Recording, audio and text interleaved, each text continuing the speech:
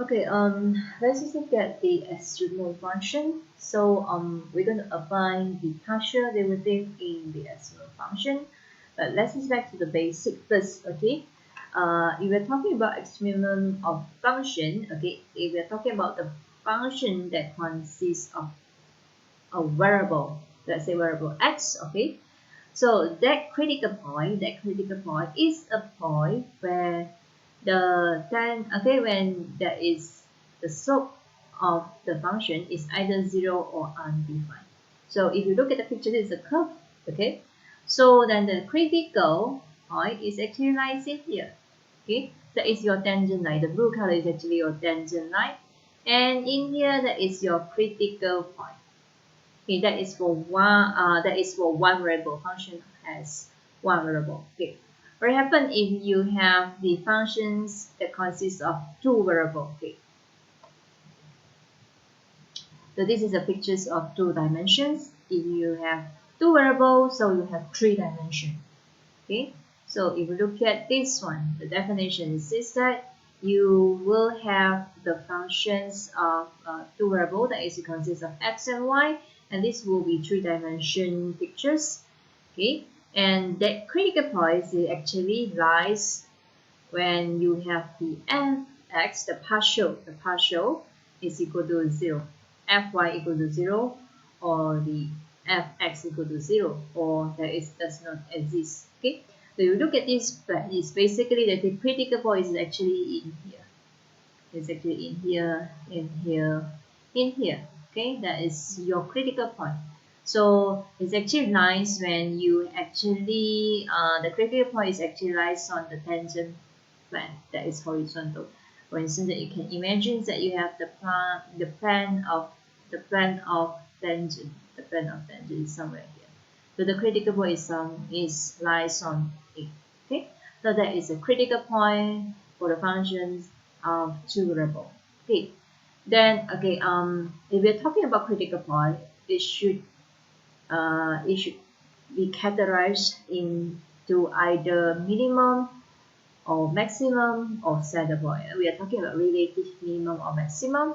So that is, you will look at the definitions. So the definitions, you will have the definitions of relative maximum, so relative minimum, and you will have the saddle point. If you look at the pictures, let's just look at the pictures, it's more clear. So this is the three-dimensional pictures. Okay, so the minimum point is basically here, and this is the maximum point. Our maximum point is basically here, and the center point is actually the point you are somewhere here, which is neither a minimum or maximum. You cannot view this one as a minimum because it's actually even though it's actually look like a minimum, but in here this three dimension you have to view it is actually look like maximum also. But we cannot make conclusion as this is a minimum or maximum. It's just look like this is somewhere here. Okay, but if this one you have no argument, it's confirmed it's maximum, and this no argument is confirmed minimum, but it seems like minimum, but it's no. It also seems like maximum. It seems that you have something like that. Okay, but no, okay, it's not maximum, and it seems like minimum, but it's no minimum, but it's just in here. So we call it a saddle point. Okay.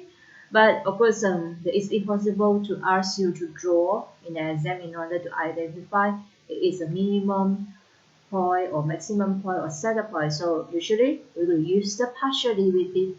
Okay, the second partial derivative test to test whether the function, to test whether the critical point itself is a minimum or maximum or saddle point. So this is the second partial derivative equation. So, and then that partial derivative test, you are having one equation, so that is the discriminate equation.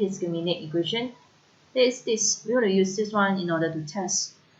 So I usually call it as D equation. Okay, that D equations you have to test. Okay, and when you test, you have to check the value. If you are able to get the D that is greater than 0, okay, and your the fxx is greater than 0, which says that your critical point is actually relative minimum.